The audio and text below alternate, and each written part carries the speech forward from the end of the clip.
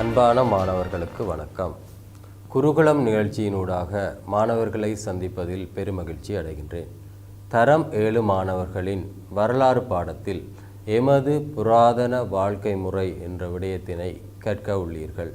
கடந்த வாரங்களில் நீங்கள் கற்ற விடயங்களின் தொடர்ச்சியாக இவ்வாரம் எமது புராதன வாழ்க்கையினுடைய சில அம்சங்களை நீங்கள் கற்க உள்ளீர்கள். பண்டைய இலங்கை மக்கள் பல்வேறு சவால்களுக்கு முகங்கொடுத்து தமது தனித்துவத்தை கட்டியெழுப்பிய விதம், அதன் வெளிப்பாடு என்பன பற்றி கற்பது இந்த அலகில் எதிர்பார்க்கப்படுகிறது. பண்டைய மக்களினுடைய வாழ்க்கை முறை, பண்டைய மக்களினுடைய வாழ்க்கை முறை, மன்னர்கள், குளங்கள், கட்டடங்கள், குடியிருப்புகள் போன்ற விடயங்களை பற்றியும் இதுவரை நீங்கள் கற்றிருந்தீர்கள். இன்றைய அலகில் பொருளாதார முறை, விவசாயம், வர்த்தகம், கைத்தொழில், மந்தை வளர்ப்பு போன்ற விடயங்களையும் நீங்கள் கற்க உள்ளீர்கள்.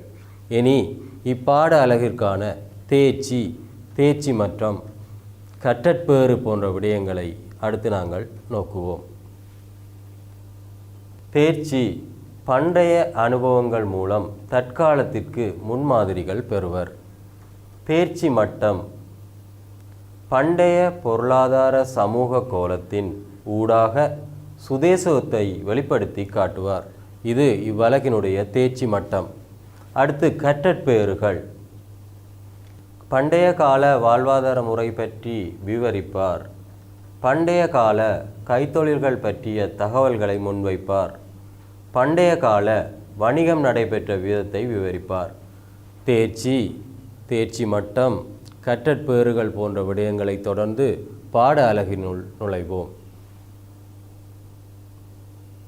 முற்காலத்தில் எமது நாட்டை ஆட்சி செய்த மன்னர்கள், நிர்வாக உத்தியோகத்தர்கள், சமயத் தலைவர்கள், குளங்கள், விகாரைகள், குடியிருப்புகள் பற்றி இதுவரை அறிந்துள்ளீர்கள்.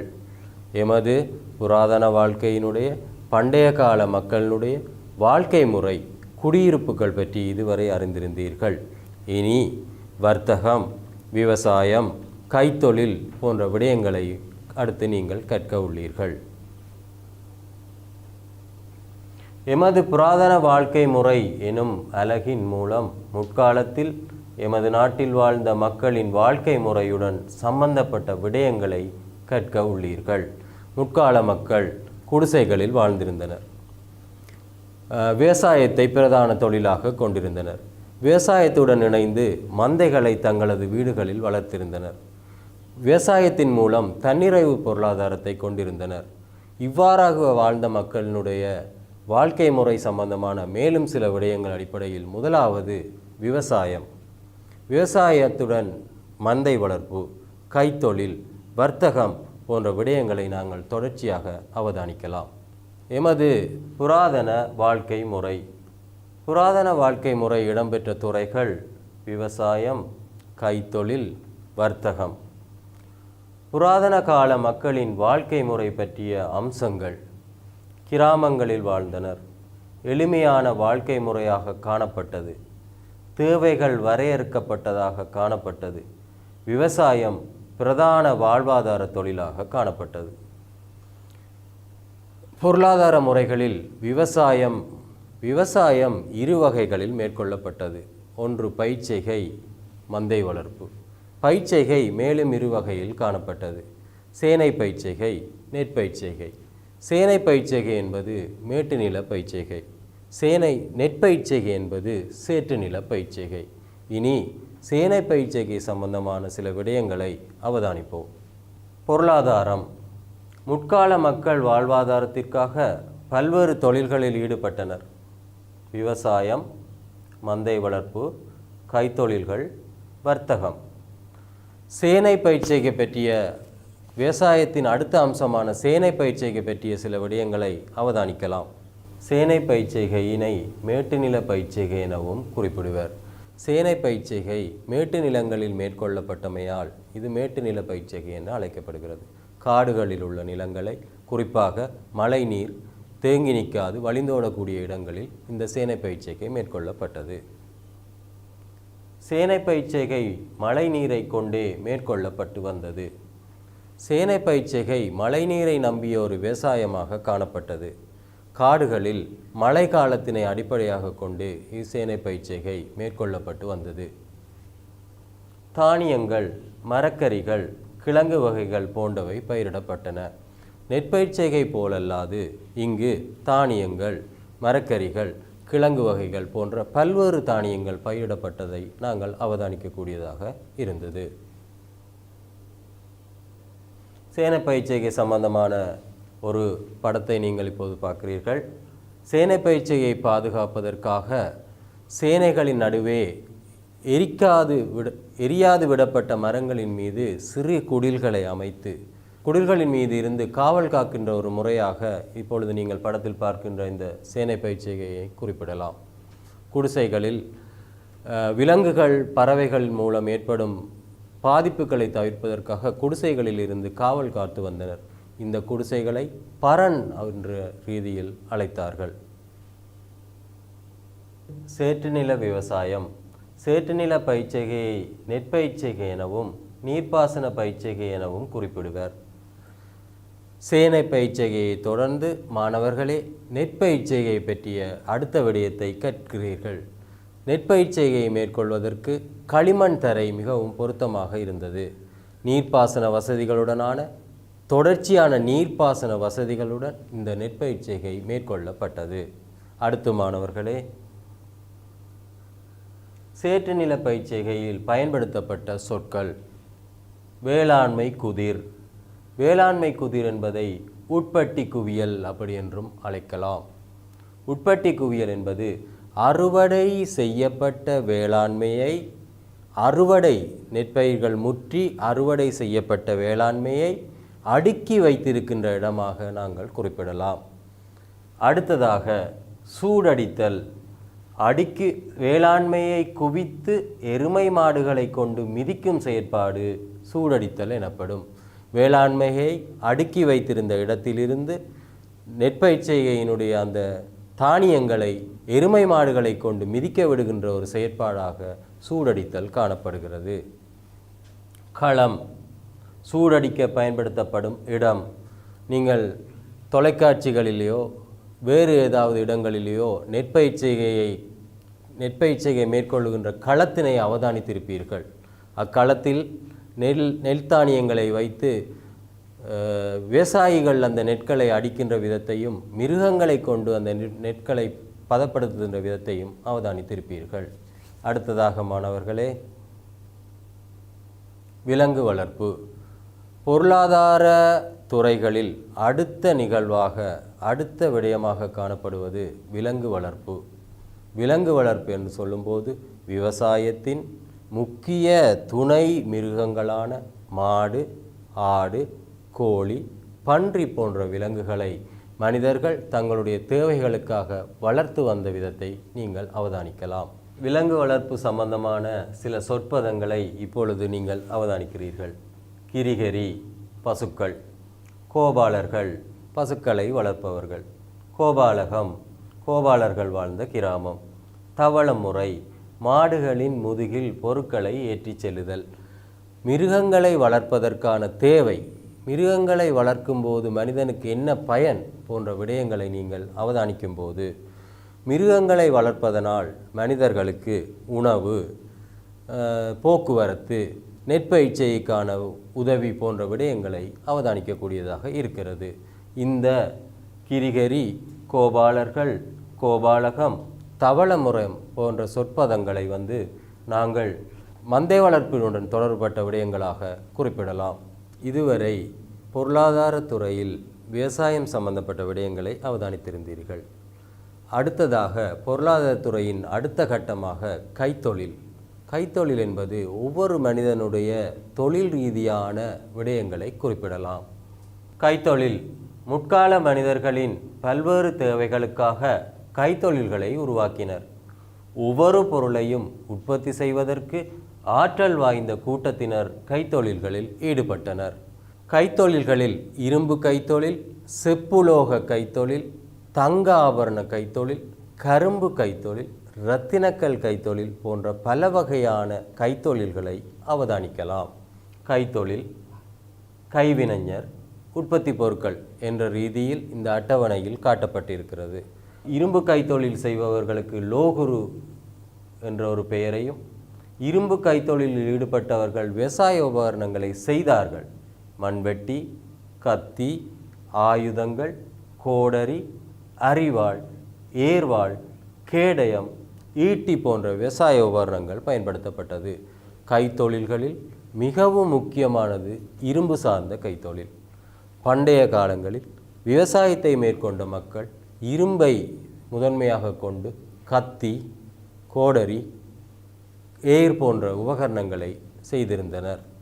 அடுத்ததாக தங்கம். தங்கத் தொழிலில் ஈடுபடுபவர்கள் ரன்கருவன், சுவர்ணகார என்ற ரீதியில் அழைக்கப்படுவார்கள். தங்கத்தின் மூலம் தோடு, வளையல், மாலை போன்ற தங்க ஆபரணங்கள் செய்யப்படலாம். செம்பு தொழிலில் ஈடுபடுபவர்கள் தம்பகார அல்லது கம்மாளர்கள் என அழைக்கப்படுவார்கள். வெள்ளியின் மூலம் அணிகலன்கள், மாலை, வளையல், தோடு, நெற்றிப்பட்டம், கோவில் மணி, குத்துவிளக்கு போன்ற பொருட்களையும் நாங்கள் செய்து அணிந்து கொள்ளலாம். இதுவரை கைத்தொழில் சார்ந்த துறைகளில் இரும்பு, செம்பு, வெள்ளி போன்ற உலோகங்களை நீங்கள் அவதானித்திருந்தீர்கள். அடுத்ததாக இலங்கையில் காணப்பட்ட கைத்தொழில்களை மீண்டும் ஒரு முறை அவதானிக்கலாம். இரும்பு கைத்தொழில், செப்புலோக கைத்தொழில், மட்பாண்ட கைத்தொழில், தங்க ஆபரண கைத்தொழில், நெசவு கைத்தொழில், இரத்தினக்கல் பட்டை தீட்டுவோர், கரும்பு கைத்தொழில் போன்ற கைத்தொழில்களை நாங்கள் பட்டியல்படுத்தலாம். இதுவரை பொருளாதாரத்துறையினுடைய இரண்டாவது அம்சமான கைத்தொழில்களை பற்றி நீங்கள் அறிந்திருந்தீர்கள். அடுத்ததாக கைத்தொழில் சம்பந்தமான மேலும் சில உற்பத்திகளை அவதானிக்கும் பொழுது கைத்தொழில் மண் சார்ந்த கைத்தொழில், மட்பாண்டங்கள் செய்வோர், இவர்களை கும்பகார, கும்பபல்லு, குயவர் என்றும் நாங்கள் அழைக்கலாம். உற்பத்தி பொருட்கள் ஓடு, செங்கல், மட்பாண்டங்கள் போன்றவற்றை குறிப்பிடலாம். பண்டைய கால மக்கள் களிமண்ணை கொண்டு தயாரிக்கப்பட்ட சட்டி பானைகளை பயன்படுத்தி தங்களுடைய வாழ்வாதார முறைகளை மேற்கொண்டிருந்தனர். அவ்வாறான வாழ்வாதார முறைகளில் முக்கியமானது களிமண் சார்ந்த கைத்தொழில். இதுவரை உற்பத்தி பொருட்கள் சிலவற்றை அவதானித்தீர்கள். அடுத்ததாக மட்பாண்ட தொழிலில் ஈடுபடுகின்ற இரு புகைப்படங்களை நீங்கள் இப்பொழுது அவதானிக்கின்றீர்கள். முதலாவது படத்தில் குயவர் ஒருவரையும், இரண்டாவது படத்தில் மட்பாண்ட தொழிலுக்கு பயன்படுத்தப்படுகின்ற வனதட் சக்கரத்தையும் நீங்கள் அவதானிக்கிறீர்கள். குயவர் ஒருவர் களிமண்ணை பயன்படுத்தி எவ்வாறு இந்த மட்பாண்டங்களை செய்கின்றார் என்பதை நீங்கள் அவதானித்து பார்க்கலாம். அவருடைய கை எவ்வாறு அந்த நளினங்களை கண்டுபிடிக்கின்றது என்பதை நீங்கள் அவதானித்து பார்க்கலாம். அடுத்ததாக மட்பாண்ட தொழிலில் முக்கியமான ஒரு கருவியாக காணப்படுகின்ற வனதட் சில்லை இப்பொழுது நீங்கள் அவதானிக்கிறீர்கள். இரண்டாவது படத்தை பாருங்கள் மாணவர்களே. இந்த மாதிரியான நீங்கள் கருவிகளை இப்பொழுது எங்கேயாவது கண்டிருக்கிறீர்களா என்பதை நீங்கள் அவதானியுங்கள். இக்கருவிகள் தற்பொழுது புழக்கத்தில் இல்லாமல் இருந்திருக்கலாம். ஆனால் முற்காலத்தில் இதனை எங்களுடைய தொழிலாளர்கள் பயன்படுத்தித்தான் சட்டி, பானை, ஓடு, செங்கல் போன்ற பொருட்களை மிகவும் நுண்ணியமாக தயாரித்திருக்கிறார்கள் என்பதை இப்பொழுது நீங்கள் புரிந்திருப்பீர்கள். அடுத்த விடயமாக கைத்தொழில்கள். கைவினைஞர். கைத்தொழில்கள் இரும்பு கைத்தொழில், செப்புலோக தொழில், தங்க கைத்தொழில், மட்பாண்ட கைத்தொழில், நெசவு தொழில், இரத்தினக்கல் கைத்தொழில். கைவினைஞர், லோகுரு, கம்மாளர், கபர. செப்புலோக தொழிலில் ஈடுபடுபவர்கள் ரன்கருவன், சுவர்ணகாரர். தங்க கைத்தொழிலில் ஈடுபடுபவர் பொற்கொள்ளர், துலாதாரர். மட்பாண்ட கைத்தொழிலில் ஈடுபடுபவர் குயவர் என்றும், அவருக்கு நாங்கள் வழங்கப் போகின்ற மறுபெயர்கள் கும்பகார, கும்பபல்லு என்றும் குறிப்பிடலாம். நெசவு தொழில் நெசவாளர்கள், அவர்களுக்கு நாங்கள் குறிப்பிடுகின்ற மற்றொரு பெயர் பெககார. இரத்தினக்கல் கைத்தொழில் இரத்தினக்கல் பட்டை தீட்டுவோர் மணிகார. இவ்வாறான கைத்தொழில்களையும் கைவினைஞர்களையும் இதுவரை நீங்கள் அவதானித்தீர்கள். மக்களுடைய பொருளாதார முறைகளில் முக்கியமானது இந்த கைத்தொழில். கைத்தொழிலில் ஈடுபட்டவர்களையும் அவர்களுக்கு வழங்கிய மறுபெயர்களையும் இதுவரை கவனித்தீர்கள். என்ன மாணவர்களே, இதுவரை கைத்தொழில் சம்பந்தமான இவ்விடயங்களை நீங்கள் புரிந்து கொண்டிருப்பீர்கள் என்று நம்புகிறேன். அடுத்த விடயத்திற்கு நாங்கள் செல்வோம். இப்பொழுது நீங்கள் படத்தில் காண்பது நெசவு கைத்தொழில் சம்பந்தமான ஒரு புகைப்படம். நெசவு மனிதனுக்கு உணவு எவ்வாறு முக்கியமோ உடை அடுத்த நிலையில் காணப்படுகிறது. உணவை தயாரிப்பதற்கு விவசாயிகள் எவ்வாறு பாடுபட்டார்கள் என்ற போன்ற விடயங்களை கடந்த விடயங்களில் நீங்கள் கவனித்திருந்தீர்கள். இப்பொழுது எங்களுடைய நெசவு தொழில் சம்பந்தமான ஒரு படத்தை நீங்கள் அவதானித்து கொண்டிருக்கிறீர்கள். நெசவு தொழிலில் ஈடுபடுகின்ற இருவர் எவ்வாறு அந்த நெசவு துணிகளை நெய்கிறார்கள் என்ற விடயங்களை நீங்கள் கவனிக்கலாம். தற்போதைய காலத்தை போலல்லாது முற்காலங்களில் நெசவு தொழில்கள் குடிசை கைத்தொழில்களாக காணப்பட்டது. வீடுகளில் தனித்தனியாக மக்கள் நூல்களை நூற்று இந்த நெசவு தொழிலில் ஈடுபட்டு வந்தனர். தற்காலங்களில் அது முன்னேறி வேறு நிலைக்கு சென்றுள்ளது. விரைவாக நாங்கள் துணிகளை பயன்படுத்தி நெசவு செய்த காலம் இப்பொழுது இடம்பெற்று கொண்டிருக்கிறது. ஆனால் முற்காலங்களில் படத்தில் காட்டப்பட்டிருப்பது போல நீங்கள் இந்த படத்தை பார்த்திருப்பீர்களோ தெரியவில்லை. ஆனால் மாணவர்கள் இது சம்பந்தமான புகைப்படங்களை அவதானிக்கும் போது முற்கால மக்களுடைய நெசவு தொழிலை பற்றி நீங்கள் புரிந்து கொள்ளக்கூடியதாக இருக்கும். அடுத்த விடயமாக கைத்தொழில் சம்பந்தமான மேலும் சில விடயங்களை நீங்கள் இப்பொழுது அவதானிக்க இருக்கிறீர்கள். ஏற்கனவே உங்களுக்கு கைத்தொழில்கள் சம்பந்தமான நிறைய விடயங்களை உங்களுக்கு நான் சொல்லியிருந்தேன். இரும்பு கைத்தொழில், நெசவு கைத்தொழில், இரத்தினக்கல் கைத்தொழில், கரும்பு கைத்தொழில், மட்பாண்ட கைத்தொழில் போன்றவற்றை நாங்கள் நிறைய அவதானித்திருந்தோம். இப்பொழுது கரும்பு சம்பந்தமான தொழிலையும் கரும்பு தொழிலில் ஈடுபடுகின்ற கரும்பு தொழிலாளியினால் தயாரிக்கப்படுகின்ற உற்பத்தி பொருட்கள் பாணி, கருப்பட்டி, சீனி, பஞ்சிலிருந்து தயாரிக்கப்படுகின்ற துணிமணிகள், தலையணை உரைகள் போன்றவற்றை நீங்கள் அவதானித்திருப்பீர்கள். பஞ்சு தொழிலில் ஈடுபடுபவர்களை நெசவாளர்கள், அவர்களுக்கு பெககார என்ற பெயரையும் நாங்கள் வழங்குவோம். அடுத்ததாக இரத்தினக்கல். இலங்கையை முற்காலத்தில் இரத்தின துவீபம் என அழைத்திருந்தார்கள். இரத்தின துவீபம் என அழைக்கப்படுவதற்கு காரணம் இலங்கை இரத்தின கற்களை அதிகமாக கொண்ட ஒரு பிரதேசமான இரத்தினபுரியை கொண்ட ஒரு நாடு.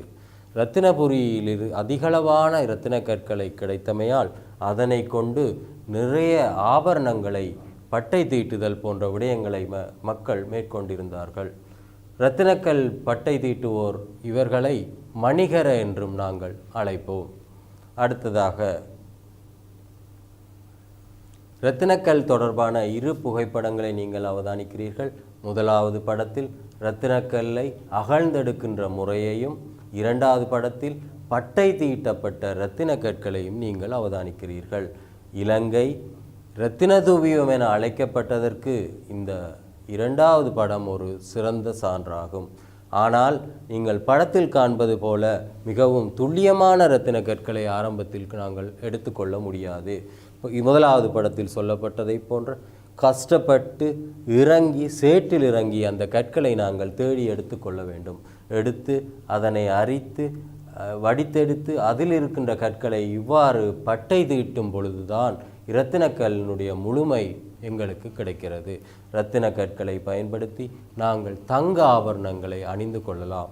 தங்க ஆபரணங்களில் முக்கியமாக பதிக்கப்படுகின்ற அந்த இரத்தின கற்களை கொண்டு பழைய முற்கால மக்கள் அதிகளவான ஆபரணங்களை அணிந்திருந்தார்கள். அடுத்ததாக நூல் நூற்பவர்கள். நெசவு தொழிலுடன் சம்பந்தப்பட்ட மற்றுமொரு துறையாக நூல் நூற்பவர்களை பற்றி நாங்கள் குறிப்பிட வேண்டும். ஆடை நெய்வதற்கு நூல் அவசியம். நூலை நாங்கள் என்ன செய்ய வேண்டும்? நூலை கோர்த்து ஒரு கோர்வையாக கொண்டு வரும்போது தான் அதிலிருந்து கிடைக்கின்ற அந்த துணியை பயன்படுத்தி நெசவு தொழிலில் ஈடுபடலாம்.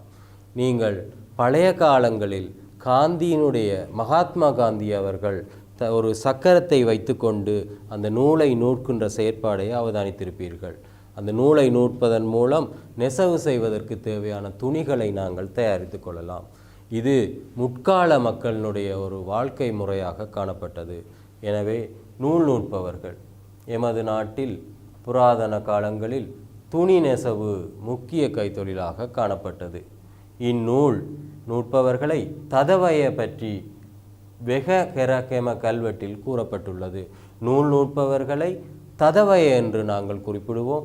இவர்களை பற்றிய கூறுகின்ற கல்வெட்டின் பெயர் வெவகெர கெம என்று காணப்படுகிறது. இதுவரை நெசவு தொழில் சம்பந்தமான பல விடயங்களை அவதானித்தீர்கள். அடுத்த விடயமாக நூல் நூற்கும் புகைப்படம் ஒன்றை நீங்கள் அவதானித்துக் கொண்டிருந்தீர்கள்.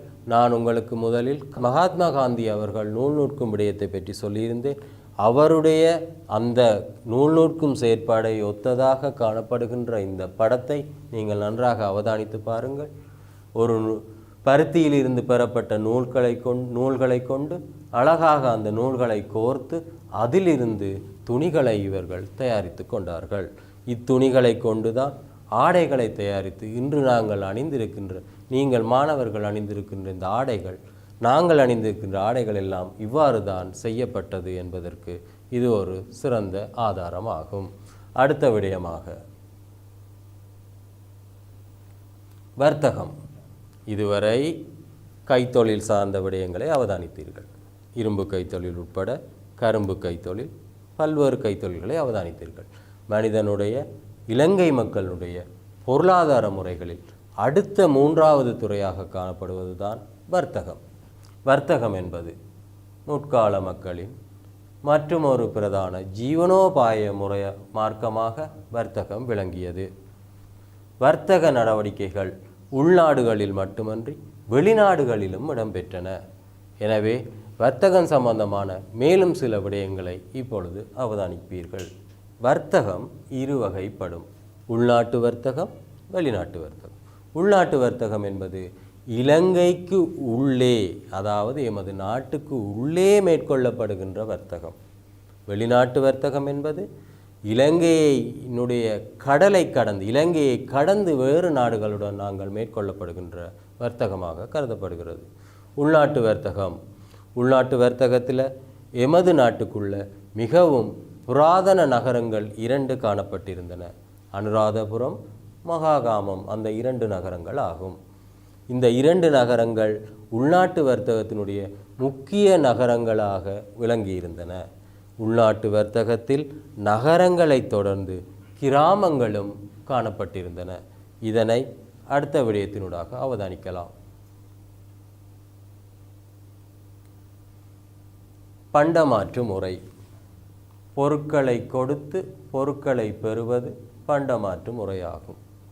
உள்நாட்டு வர்த்தகத்தின் முக்கியமான ஒரு அமைப்பாக பண்டமாற்று காணப்பட்டது.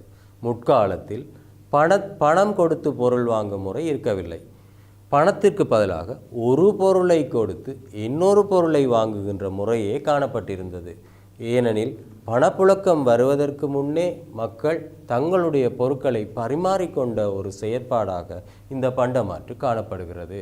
பண்டமாற்று என்றால் என்ன? ஒரு பொருளை கொடுத்து ஒரு பொருளை வாங்குவது. இதற்கு உதாரணமாக பண்டைய கால மக்களில் ஒருவர் விவசாயம் செய்யும் பொழுது அவருடைய விவசாய காணியில் நெல் காணப்பட்டது.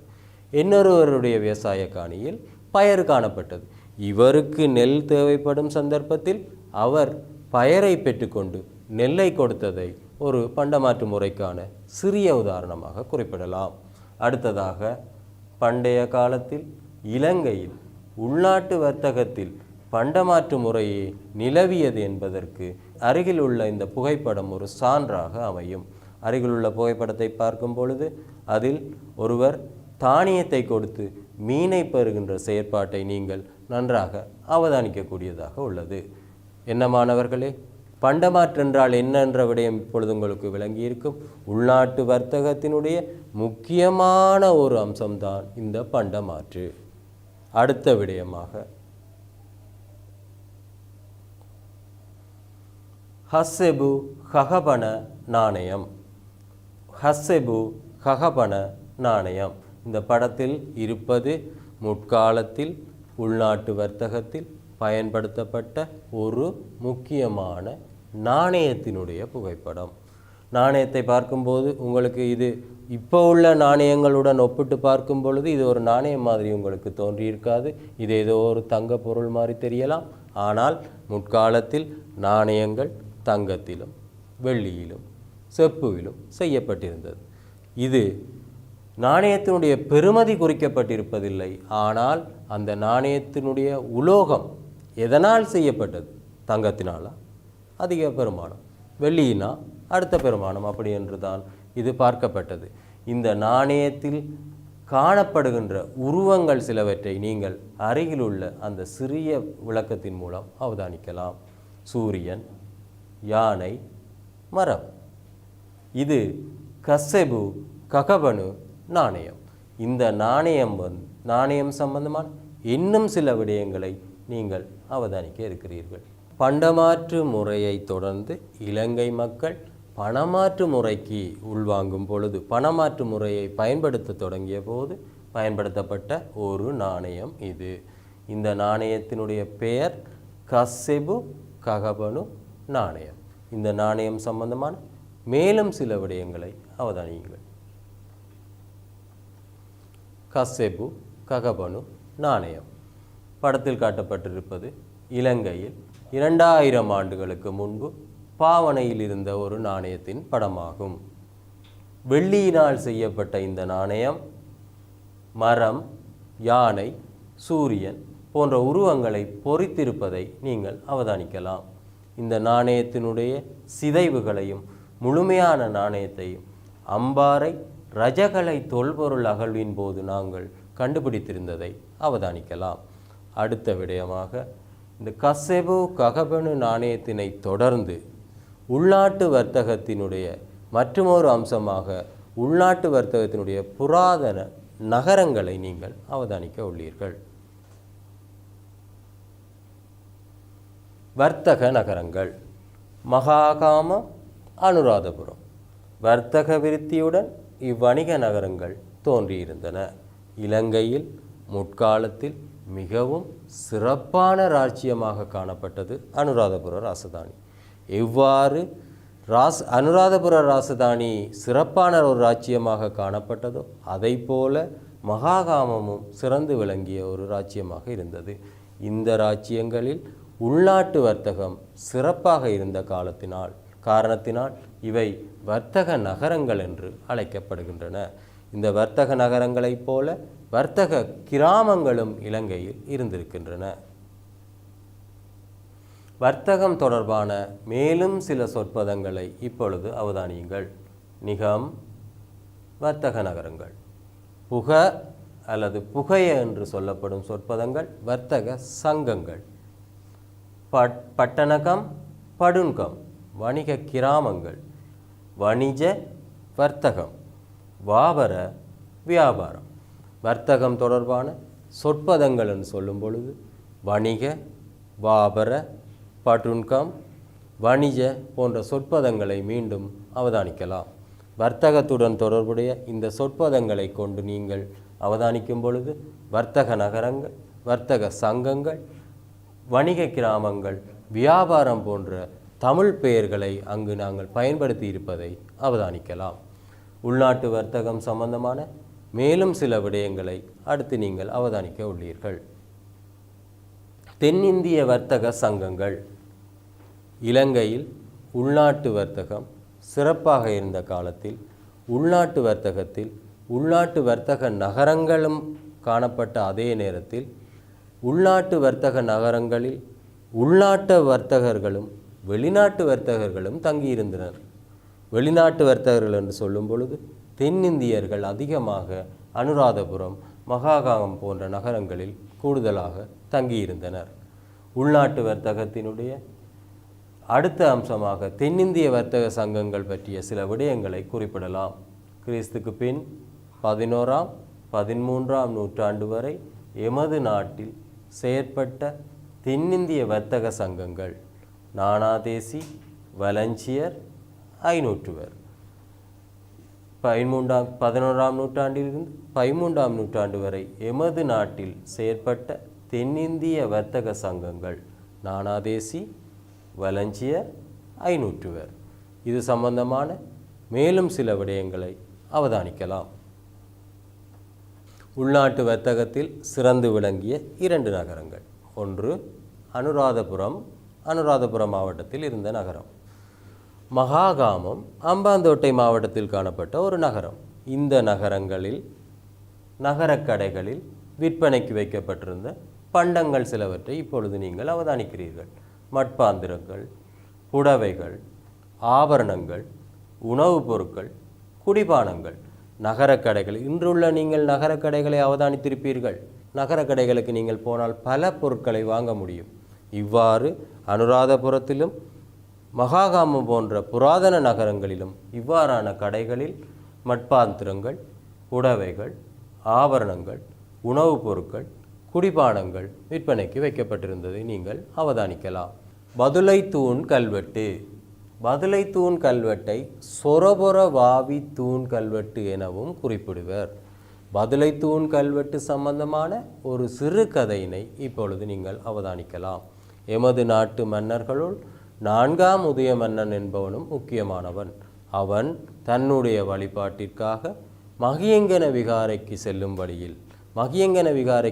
வழியில் சொரபொர என்ற பிரதேசத்தில் கோப்பிட்டிகம சந்தையில் இடம்பெற்ற ஊழல்கள் சம்பந்தமாக மன்னனுக்கு தெரியப்படுத்துவதற்காக மக்கள் மன்னனை வழிமறித்ததாகவும் மன்னனிடம் தமது முறைப்பாடுகளை தெரியப்படுத்தியதாகவும் மன்னன் அதற்காக அந்த கோப்பிட்டிகம சந்தையினுடைய நிர்வாகத்தை கவனிப்பதற்காக அந்த சந்தைக்கு விஜயம் செய்ததாகவும் கூறப்படுகிறது. அந்த சந்தையில் இடம்பெற்ற முரண்பாடுகளை அவதானித்த மன்னன் சில சட்டதிட்டங்களை இயற்றி அதை கல்வெட்டாக பொறித்தான். இந்த கல்வெட்டுத்தான் பதுளை தூண் கல்வெட்டு என அழைக்கப்படுகிறது. பதுளை தூண் கல்வெட்டை சொரபொரவாவி தூண் கல்வெட்டு எனவும் குறிப்பிடுவர். பதுளை தூண் கல்வெட்டு சம்பந்தமாக 4ஆம் உதய மன்னனுடைய கதையினை இதுவரை அறிந்து கொண்டீர்கள். பதுளை தூண் கல்வெட்டில் காணப்பட்ட சில சட்டதிட்டங்கள். பதுளை தூண் கல்வெட்டு 4ஆம் உதய மன்னனால் பொறிக்கப்பட்டிருந்தது. அந்த கல்வெட்டில் காணப்பட்ட சட்டதிட்டங்களில் முதலாவது, சந்தைக்கு கொண்டு வரப்படும் பொருட்களை இடைவழியில் சென்று கொள்வனவு செய்யக்கூடாது என்ற ஒரு சட்டத்தை மன்னன் கொண்டு வந்தான். இதன் அர்த்தம் என்னவெனில், சந்தையை தாண்டி கொண்டு செல்லப்படுகின்ற பொருட்களுக்கு சந்தை நிர்வாகம் வரியை விதித்ததாகவும் அதனை இடைநிறுத்துவதற்காக மன்னன் சந்தையை தாண்டி கொண்டு செல்லப்படுகின்ற பொருட்களுக்கு வரி விதிக்கக்கூடாது என்று சட்டங்களை கொண்டு வந்தான். அடுத்ததாக, அனுமதி பெறாத தராசுபடிகளை பாவிக்கக்கூடாது என்று மன்னன் கட்டளையிட்டான் என்று சொல்வதை விட அவற்றை கல்வெட்டுக்களில் பொறித்ததன் மூலம் மக்கள் அவற்றை அவதானித்து செயற்பட வேண்டும் என மன்னன் கூறியிருந்தான். அடுத்து பதுளை தூண் கல்வெட்டில் காணப்படுகின்ற மேலும் 2 விடயங்களை அவதானிக்கலாம். வெற்றிலை, பாக்கு என்பவற்றை குறிப்பிட்ட மண்டபங்களில் வைத்து விற்க வேண்டும். சந்தைக்கு கொண்டு வரப்படும் பொருட்கள் அங்கு விற்பனை செய்யப்பட்டாலன்றி சந்தையை கடந்து கொண்டு சென்றால் அதற்கு வரி அறவிடல் தவிர்க்கப்பட வேண்டும். பதுளை தூண் கல்வெட்டினுடைய மேலும் 2 சட்டங்கள், வெற்றிலை, பாக்கு போன்ற அந்த முக்கியமான அந்த பொருட்களை விற்பதற்கு திறந்த வெளிகளில் வைத்து விற்கக்கூடாது, மூடிய மண்டபங்களுக்குள் வைத்து விற்க வேண்டும் என சொல்லி மன்னன் சட்டங்களை இயற்றியிருந்தான். அடுத்த சட்டமாக, சந்தைக்கு கொண்டு வரப்படும் பொருட்கள் அங்கு விற்பனை செய்யப்பட்டால் அன்றி சந்தையை கடந்து வேறொரு பிரதேசத்துக்கு கொண்டு செல்லும் பட்சத்தில் அதற்கு வரி விதிக்கக்கூடாது என்று மன்னன் கூறியிருந்தான். இது பதுளை தூண் கல்வெட்டில் காணப்படுகின்ற ஒரு முக்கியமான விடயமாகும். பதுளை தூண் கல்வெட்டில் காணப்படுகின்ற ஏனைய 2 சட்டதிட்டங்கள், வெற்றிலை, பாக்கு என்பவற்றை குறிப்பிட்ட மண்டபங்களில் வைத்து விற்க வேண்டும். வெற்றிலை தமிழர்களுடைய, சிங்களவர்களுடைய ஒரு புனிதமான பொருள். வெற்றிலையை வெயிலில் வைத்து விற்றால் அது காய்ந்து விடும் என்பதற்காகவும் அதனை புனிதமாக பேண வேண்டும் என்ற காரணத்திற்காகவும் வெற்றிலை பாக்கை மூடிய மண்டபங்களில், அதாவது திறந்த வழிகளில் வைத்து விற்கக்கூடாது என்று மன்னன் கல்வெட்டில் பொறித்திருந்தான். இறுதியாக, சந்தைக்கு கொண்டு வரப்படும் பொருட்களை அங்கு விற்பனை செய்யப்பட்டால் அன்றி சந்தையை கடந்து கொண்டு சென்றால் அதற்கு வரி அறவிடப்பட கூடாது என்ற விடயத்தினையும் மன்னன் தெரியப்படுத்தியிருந்தான். இது பதுளை தூண் கல்வெட்டில் காணப்பட்ட முக்கியமான சட்டதிட்டங்கள். இதுவரை உள்நாட்டு வர்த்தகம் சம்பந்தமான விடயங்களை நீங்கள் அவதானித்திருந்தீர்கள். அடுத்து வெளிநாட்டு வர்த்தகம். உள்நாட்டு வர்த்தகம் என்பது இலங்கைக்கு உள்ளே நடைபெறுகின்ற ஒரு வர்த்தகம் என்று கருதப்படும் பட்சத்தில், வெளிநாட்டு வர்த்தகம் என்பது கடல் கடந்து மேற்கொள்ளப்படுகின்ற ஒரு வர்த்தகமாக கருதப்படுகிறது. வெளிநாட்டு வர்த்தகம் சம்பந்தமான மேலும் சில விடயங்களை அவதானிக்கலாம். வெளிநாட்டு வர்த்தக நாடுகள். இலங்கை எந்தெந்த நாடுகளுடன் வர்த்தக ரீதியாக தொடர்பு கொண்டிருந்தது என்பதனை அவதானிக்கலாம். இந்தியா, சீனா, ரோமம், பாரசீகம், அரேபியா, தென்கிழக்காசிய நாடுகள் போன்ற வெளிநாட்டு வர்த்தக நாடுகளை நீங்கள் அவதானிக்கலாம். இலங்கை வெளிநாடுகளுடன் வர்த்தக தொடர்பில் ஈடுபட்டிருந்த சந்தர்ப்பங்களில் அயல் நாடான இந்தியாவிலிருந்து கப்பல்கள் இலங்கைக்கு வந்து போனதாக வரலாறுகள் சொல்லப்படுகிறது. இந்தியாவிலிருந்து மட்டுமல்ல, சீனா, பாரசீகம் போன்ற நாடுகளிலிருந்து அதிகளவிலான கப்பல்கள் இலங்கைக்கு வந்து சென்றது. இந்த வர்த்தகத்தில், வெளிநாட்டு வர்த்தகத்தில் கடல் கடந்த கப்பல் பயணம் என்பது ஒரு முக்கியமான விடயமாக இருப்பதனால் கப்பல்களிலிருந்து பொருட்கள் இலங்கைக்கு கொண்டு வரப்பட்டதும், பொருட்கள் இலங்கையிலிருந்து வெளிநாடுகளுக்கு ஏற்றுமதி செய்யப்பட்டதையும் அவதானிக்கலாம். அடுத்ததாக மாணவர்களே, ஏற்றுமதி செய்யப்பட்ட பொருட்கள். இலங்கையிலிருந்து ஏற்றுமதி செய்யப்பட்ட பொருட்கள் சிலவற்றை நீங்கள் அவதானிக்கலாம். முத்து, மருந்து வகைகள், யானைகள், யானை தந்தம், வாசனை திரவியங்கள், பெறுமதி வாய்ந்த மரங்கள் யாவும் இலங்கையிலிருந்து ஏற்றுமதி செய்யப்பட்டன. இறக்குமதி செய்யப்பட்ட பொருட்கள். இறக்குமதி செய்யப்பட்ட பொருட்கள் வெளிநாடுகளிலிருந்து கப்பல்கள் மூலம் இலங்கைக்கு கொண்டு வரப்பட்ட பொருட்கள். பீங்கான், பட்டு துணி, நறுமண பொருட்கள், குதிரைகள். இறக்குமதி செய்யப்பட்ட பொருட்களில் உயிரற்ற பொருட்கள், மனிதர்களுக்கு தேவையான பொருட்கள் இருக்கின்ற அதே நேரத்தில் உயிருள்ள பொருளான குதிரைகளும் இறக்குமதி செய்யப்பட்டது. முன்னைய காலங்களில் இலங்கையிலிருந்து இந்தியாவுக்கு யானைகள், உயிருள்ள யானைகள் ஏற்றுமதி செய்யப்பட்டது. கண்டிராச்சிய மன்னர்கள் இதை ஒரு பிரதான வர்த்தகமாக மேற்கொண்டிருந்தார்கள்.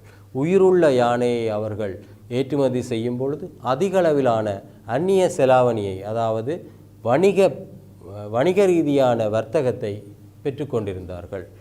ஆனால் இறக்குமதி செய்யப்பட்ட பொருட்களில் குதிரைகள் வெளிநாடுகளிலிருந்து இலங்கைக்கு கொண்டு வரப்பட்டது ஒரு முக்கிய அம்சமாக காணப்படுகிறது.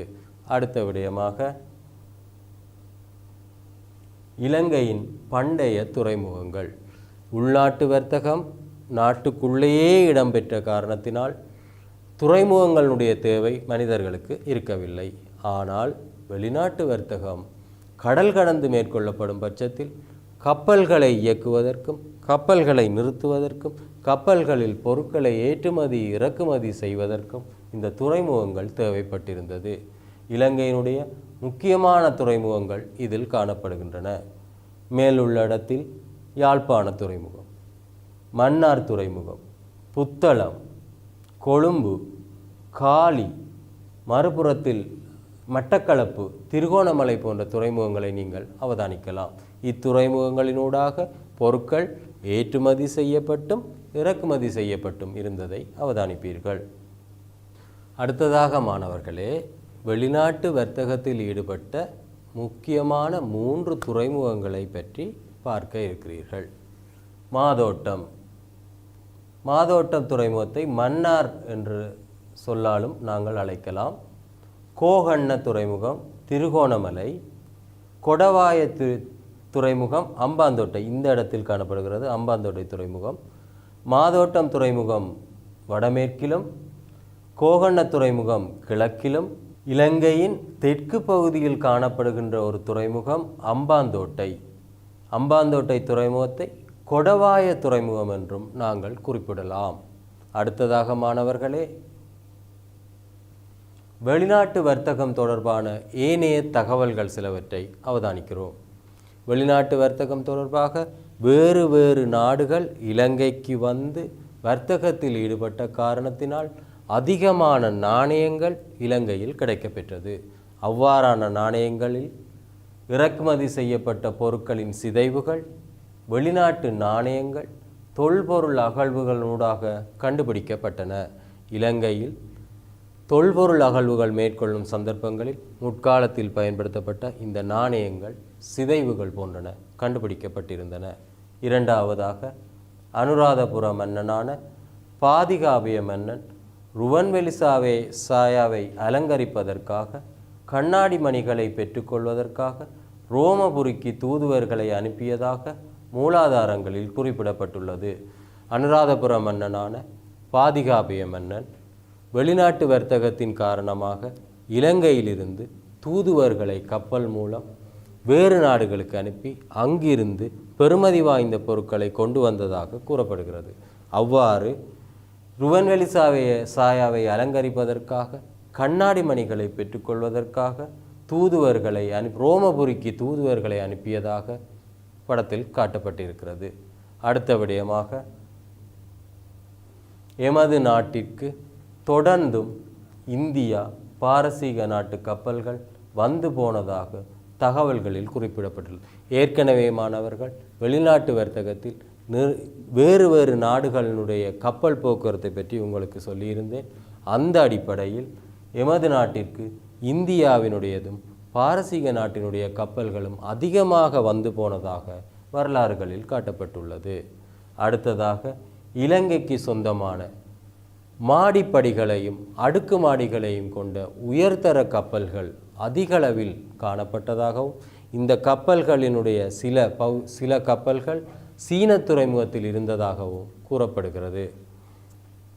வெளிநாட்டு வர்த்தகத்தை நிர்வகித்த சுங்க அதிகாரிகள் துறைமுகங்களுக்கு வரும் கப்பல்களில் சுங்க வரியை அறவிட்டுள்ளனர். கப்பல்களிலிருந்து பொருட்களை ஏற்றுமதி இறக்குமதி செய்யும் சந்தர்ப்பங்களில் நாங்கள் சுங்க வரிகளை அறவிடுவதை அவதானிக்கலாம். இது இப்போதும் கப்பல்களில் பொருட்களை ஏற்றுமதி செய்யும் போதும் இறக்குமதி செய்யும் போதும் நாங்கள் அந்த வரியை அறவிட்டு கொள்வதை அவதானிக்கலாம். அதைப்போல முற்காலத்தில் எமது நாட்டு துறைமுகங்களிலும் கப்பல்களில் பொருட்களை ஏற்றுமதி இறக்குமதி செய்யும் சந்தர்ப்பங்களில் சுங்கவரி அறவிட்டதாக வரலாறுகள் குறிப்பிடுவதை அவதானிக்கலாம். நல்லது மாணவர்களே, இதுவரை எமது புராதன வாழ்க்கை முறை சம்பந்தமான விடயங்களை அவதானித்தீர்கள். இனி இப்பாடத்தினுடைய சில சாராம்சங்களை அவதானிக்க இருக்கிறீர்கள். எமது புராதன வாழ்க்கை முறையை நீங்கள் அவதானித்த விதத்தில் விவசாயம், வர்த்தகம், கைத்தொழில் போன்ற விடயங்களை நன்கு அறிந்திருப்பீர்கள். இவ்விடயங்கள் சம்பந்தமான மேலும் சில விவரங்களை இப்பொழுது பார்க்கலாம். புராதன மக்களின் வாழ்வாதார தொழில்கள் விவசாயம், வர்த்தகம், கைத்தொழில்கள், மந்தை வளர்ப்பு. விவசாயத்தின் இரு வகைகள்: சேனை பயிர்ச்செய்கை, நெற்பயிர்ச்செய்கை. நெற்பயிர்ச்செய்கையை பாதுகாப்பதற்கு பல பாரம்பரிய முறைகள் கையாளப்பட்டிருந்தன. நெற்பயிர்ச்செய்கையை பாதுகாப்பதற்கு முற்காலத்தில் நெற்பயிர்ச்செய்கையை சுற்றி நெற்பயிர்ச்செய்கை வரம்புகளில் தென்னோலைகளை நட்டிருக்கிறார்கள். தென்னோலைகளை நட்டிருக்கிறதோடு மட்டுமல்லாமல் ஈக்களை விரட்டுவதற்காக காஞ்சிரை குச்சிகளை எரித்திருக்கிறார்கள். அடுத்த விடயம், மனிதனுடைய பல்வேறு தேவைகளை நிறைவேற்றுவதற்காக விலங்குகள் வளர்க்கப்பட்டன. மந்தை வளர்ப்பில் மாடு, ஆடு, கோழி, பன்றி போன்ற விலங்குகள் வளர்க்கப்பட்டது. மாட்டிலிருந்து பசுமாட்டிலிருந்து பாலையும், கோழியிலிருந்து முட்டையையும், ஆட்டிலிருந்து இறைச்சியையும் பெற்றுக்கொண்ட விடயங்களையும் நீங்கள் கற்றிருப்பீர்கள். பல்வேறுபட்ட கைத்தொழில்களை மேற்கொள்பவர்களை கைவினைஞர்கள் என குறிப்பிட்டனர். இரும்பு தொழிலில் ஈடுபட்டவர்கள், கரும்பு தொழிலில் ஈடுபட்டவர்கள், இரத்தினக்கல் தொழிலில் ஈடுபட்டவர்கள் போன்ற கைத்தொழில்களில் ஈடுபட்டவர்களை கைவினைஞர்கள் என நாங்கள் குறிப்பிட்டிருந்தோம். நாட்டினுள்ளே இடம்பெற்றது உள்நாட்டு வர்த்தகம், அந்நிய நாடுகளுடன் இடம்பெற்றது வெளிநாட்டு வர்த்தகமாகும். வர்த்தகம் இருவகைப்படும் என ஏற்கனவே அறிந்திருந்தீர்கள். உள்நாட்டு வர்த்தகம், வெளிநாட்டு வர்த்தகம். நாட்டுக்குள்ளே இடம்பெற்றது உள்நாட்டு வர்த்தகம் என்றும், நாட்டுக்கு வெளியே கடல் கடந்து இடம்பெற்றது வெளிநாட்டு வர்த்தகம் என்றும் குறிப்பிடப்பட்டது. இதுவரை எமது புராதன வாழ்க்கையினுடைய வர்த்தகம், கைத்தொழில், விவசாயம் போன்ற 3 துறைகள் சம்பந்தமான விடயங்களை நீங்கள் கற்றிருந்தீர்கள். அடுத்ததாக இப்பாடத்துடன் தொடர்புடைய சில வினாக்களையும் அதற்கான விடைகளையும் நீங்கள் அவதானித்துக் கொள்ளுங்கள். முதலாவது வினா, புராதன வாழ்க்கை முறையின் 3 துறைகளும் எவை? இதற்கான விடைகள் விவசாயம், கைத்தொழில், வர்த்தகம். இரண்டாவது வினா, விவசாயத்துறையின் 2 வகைகளும் எவை? சேனை பயிர்ச்செய்கை, நெற்பயிர்ச்செய்கை. மூன்றாவது வினா, உலர்தானிய பயிர்கள் எவை? உலர்தானிய பயிர்களாக தினை, சாமை, குரக்கன் போன்றவற்றை குறிப்பிடலாம். அடுத்த வினாவிற்கு செல்வோம். நான்காவது வினா, நெற்பயிர்ச்செய்கையின் மறுபெயர்கள் எவை? சேற்று நில பயிர்ச்செய்கை, நீர்ப்பாசன பயிர்ச்செய்கை. நெற்பயிர்ச்செய்கையின் மறுபெயர்கள் சேற்று நில பயிர்ச்செய்கை, நீர்ப்பாசன பயிர்ச்செய்கை. ஐந்தாவது வினா, வயற்செய்கைக்கு பயன்படுத்தப்பட்ட உபகரணங்கள் எவை? வயற்செய்கை என்று சொல்லும் இடத்தில் நெற்பயிர்ச்செய்கையை குறிப்பிடலாம். ஏர் என்று சொன்னால் கலப்பை, மட்டப்பலகை, அரிவாள், மண்வெட்டி போன்றவற்றை குறிப்பிடலாம். ஆறாவது வினா, பஞ்சர பொருட்கள் எவை? பஞ்சர பொருட்கள் என்பது பசுவிலிருந்து எங்களுக்கு கிடைக்கின்ற 5 வகையான உணவுகளை குறிப்பிடலாம். பால், தயிர், மோர், வெண்ணெய், நெய். ஏழாவது வினா, வர்த்தகத்தின் 2 வகைகளும் எவை? உள்நாட்டு வர்த்தகம், வெளிநாட்டு வர்த்தகம். எட்டாவது வினா, பண்டமாற்று முறை என்றால் என்ன? பொருட்களை கொடுத்து பொருட்களை வாங்குவது பண்டமாற்று முறை எனப்படும். ஒன்பதாவது வினா, இலங்கையிலிருந்து ஏற்றுமதி செய்யப்பட்ட பொருட்கள் எவை? யானை தந்தம், முத்து, இரத்தினக்கற்கள், வாசனை திரவியங்கள், மருந்து வகைகள், பெறுமதி வாய்ந்த மரங்கள். பத்தாவது வினா, முற்காலத்தில் அனுராதபுரத்தில் உள்ள கடையொன்றில் வாசனை திரவியங்களை வாங்கியவர் யாரென இலக்கிய மூலாதாரத்தில் கூறப்பட்டுள்ளது. முற்காலத்தில் அனுராதபுரத்தில் உள்ள கடையொன்றில் வாசனை திரவியங்களை வாங்கிய ஒருவரை பற்றி இலக்கிய மூலாதாரங்களில் கூறப்பட்டுள்ளது. அவர் யார்? மாகமையிலிருந்து வந்த சுரணிமல என்னும் மாமல்லன். ஜோதயா என்பது அவனுடைய இன்னொரு பெயர். இவன் வாசனை திரவியங்களை வாங்கியதாக வரலாறுகளில் கூறப்பட்டுள்ளது. இதுவரை மாணவர்களே, எமது புராதன வாழ்க்கை முறை சம்பந்தமான பாடத்தில் நிறைய விடயங்களை கற்றிருந்தீர்கள். கடந்த வாரங்களில் விவசாயம் சம்பந்தமான விடயங்களையும் மந்தை வளர்ப்பு சம்பந்தமான விடயங்களையும் கற்றிருந்தீர்கள். இவ்வாரத்தில் வர்த்தகம், கைத்தொழில் போன்ற விவரங்களை நீங்கள் கற்றிருந்தீர்கள். இது சம்பந்தமான விவரங்களை நீங்கள் உங்களுடைய பாடசாலை ஆசிரியர்களிடமும் கேட்டு தெரிந்து கொள்ளுங்கள். நன்றி, வணக்கம்.